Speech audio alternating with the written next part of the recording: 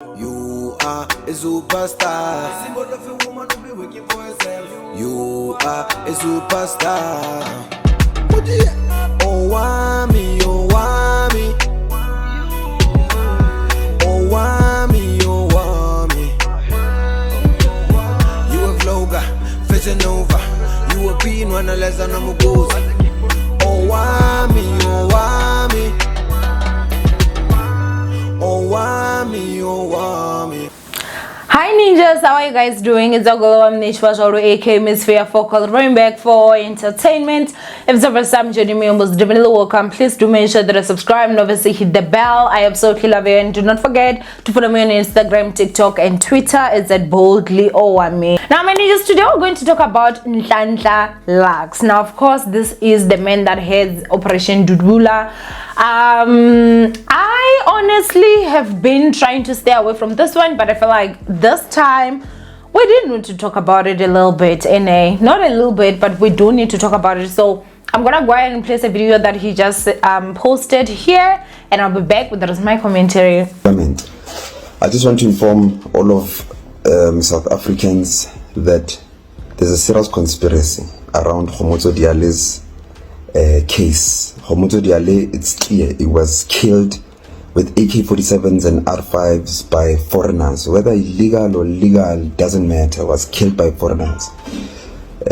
Our grannies were shot with those rifles by the same foreigners. Police were there in numbers. Our law enforcement failed to enter that squatter camp, that informal settlement, to search for the guns and the guys that shot open fire in the community of South Africans. When I was arrested for allegedly stealing 300 rands from a drug dealer's house, my house was searched without a search warrant. But I'm not a crybaby, I'm not a spoiled brat, I don't throw my toys out the court. I'm a guerrilla. I said it's fine, let's move on.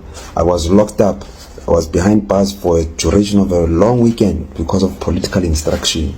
The police have forgotten who they are. They forgot what their badges and their badge of honor means. They forgot their oath. They're not policemen, they are now politicians. But not all politicians are in the police, and not all police are politicians. Why? Because I've got a police person that called me just before. Gauteng police office, violent crime unit, gave me a call. They said to me, watch out for the trap. Everyone who wrote a statement around Khomotso Diale's case must be careful, especially you and Thokozani Shoba and Tabang Le Sticks. Why? Because they believe if you get arrested for the duration of the weekend and they play games again, political instruction to keep you behind bars, then that funeral will be managed. They believe others can be easily managed. They think that with us out, there will be retaliation. Go that informal settlement of foreigners. Now, South Africans, this is the truth you must know. Today, this morning, Wednesday, instead of us now going to support the family of Khomotso, we are now being called by police. Nhlanhla Lux, you must go do a statement. Why didn't they take my statement right then and there when Khomotso was lying flat, cold on the floor? Everyone else's statement was taken. The trick here is for me to write a statement, and when I go there I get arrested, and they come up with stories so that we can be behind bars throughout the weekend, so that Khomotso's funeral can happen under the management and control of whoever thinks is in control. So I'm going to tell South Africans that those that are leading or leaders in Pimville, do not sleep at home. Do not sleep at home. You can't trust these people. We've experienced what we're talking about, and it's happening again now. Thokozani Shoba, 3 vans went to his house this morning at 4 a.m. 4 a.m. And when they couldn't find him, his sister asked, why are you looking for Thokozani? No, we are here to check everyone that got shot. You check people with 3 vans that got shot at 4 a.m. We are not stupid. We are not stupid. So, leaders, I am telling you, don't sleep at home. We must be there and make sure that we are there to bury Khomotso Diale, and this thing must never be politicized. So we will be there to bury Khomotso Diale. If they must arrest us, they'll arrest us at the funeral. We will find ways, because we are law abiding. We'll go and make these statements, but find a way that we are not physically there, so that they mustn't arrest us. How about tall, and they'll make it clear that this is now a war against South Africans by the South African police and whichever other politicians that are controlling the South African police. Ours is simple. We'll put South Africans first in South Africa, and that will never change. That mandate is clear. Whether you're a white South African, black South African, Indian South African, colored South African, we are not buying the story of these politicians that are trying to divide the country and saying that hey, whites must go, hey, Indian this. We are South African, putting South Africans first in South Africa, and that's it. Our mandate is very clear. So let me not be long in this video. I'm just warning all leaders, don't sleep at home. You will thank me later. Now I'm going to make sure that I write the statement, because I'm law abiding, it's fine. But the tricks must be known by South Africans. Dudula kaofela, South Africans, civic movements, and every other South African, whether you are in a political formation or not, that understands the struggle. I say to you, Aluta continua, we will bear Khomotso Diale as a community in peace, with or without the politicians. Commanders money. Now, managers, I feel like in South Africa, we do have this whole situation where if South Africans talk, if South Africans act in a violent manner, it is labeled xenophobia. If South Africans, Lord forbid, take an outsider, and when I say an outsider, I'm talking about like a foreigner's life, it's labeled xenophobia. But we don't have a word, do we, of foreign nationals that come into this country and kill South Africans, take South Africans' lives, steal from South Africans, steal cables, just basically be unlawful in South Africa. We don't have a name for that, but we do have a name for South Africans doing bad things to people that come from outside, yet we don't have a name for people that come from outside and do bad things here in South Africa. I think that is very easy, for some of us that actually live in townhouses where we have security 24/7 by the gate. No one comes in, no one goes out. We even upgrade and live in estates just to make sure that we get that security, right? But there are certain people that are like, in areas where obviously there is a situation where they cannot move, they cannot even afford. I was once in that situation. I stayed in Soweto, in different parts of Soweto. I've stayed in many places, basically. It's quite easy for us to can just say, no, why are they doing this? Why is this and that? Whereas people that actually stay in the I don't know, we call them location, right, are the ones that are actually having to deal with a lot of this. I feel like it must really be very frustrating. Number one, South African police can't even catch people with IDs in this country. Still, like, for them to just go and get fingerprints from like a house and go run those fingerprints.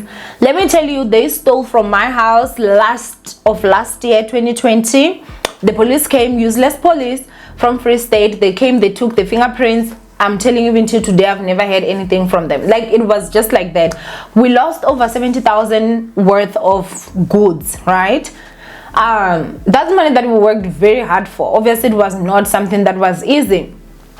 But they failed to get people, even if those people are actually like, South Africans. Now, mind you, how do you think they're going to get foreign nationals that are especially illegally here?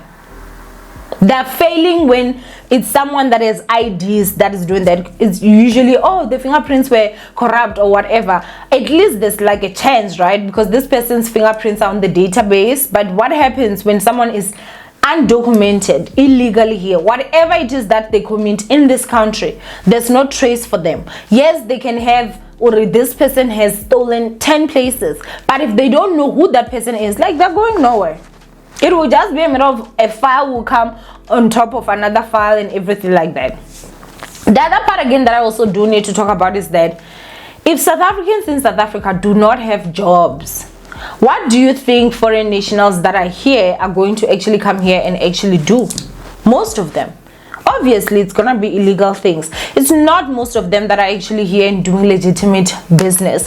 And when South Africans speak, you guys, unfortunately it's labeled xenophobia, and people expect that in South Africa, South Africans should put Africa first, but their countries are putting their people first. You cannot tell me that you go to a country and they only have 5 people. It's 4 of their citizens and you as a South African, and there's only 4 loaves of bread and one has to get one, and they're gonna be like, oh, we're gonna prioritize the South African. No. But we in South Africa are expected to prioritize other people. And this is not even me being xenophobic or anything like that. Honestly, I'm not. If you're someone that knows me, you will know that I absolutely love everybody, as long as you're not committing crimes in this country. And you should just also understand, like, the guts of you to leave your country to come and do criminology in our country, like, that's just disrespectful and unacceptable. And there's so much proof, you guys, in the location. Like, there's so much that actually goes on. I remember not so long ago, if something very bad happened. It was a Zimbabwean national that got burned, if I'm not too mistaken, and it was really quite sad, you guys. You know, it was all over the news, right? And it was labeled its xenophobic attack. Now this guy was shot by either illegal, documented or undocumented, you know, foreign nationals, but it's not really in the news, right? Like that. You don't see it the way that it was done. They even went to interview the wife of the Zimbabwean man. But do we know anything about this guy? Let's be honest. From media, no. Maybe from social media. Are they doing those interviews like how they did then? Then you can also see that it seems like there is also a propaganda and agenda that is honestly being pushed out here. I just pray and hope that we get a better South Africa, because at this rate, honestly, they're flushing this country down the toilet. It's quite sad. Honestly, I don't even want to lie. I get scared, you guys. I'm like, okay, Owamie, you're gonna have a child. Where will that child stay? In this South Africa? In 10 years, will there even be a South Africa to stay in? We have old people in parliament that are honestly legit just running this country down. So much is wrong with our country, and it is with our leadership, because even from the borders, that's where it starts, because the corruption is so much. Most of them are actually here because they paid a lot of money to actually come this side, so they also do feel entitled, like, I spent this much to come, so you know, I need to also make my money back. I have a right to be here. And what I like about Operation Dudula is that Nhlanhla Lux, who's obviously the president of this movement, is not promoting violence. And he's not saying that everyone should go. He's simply saying undocumented foreigners. How do you fight that? How do you fight that?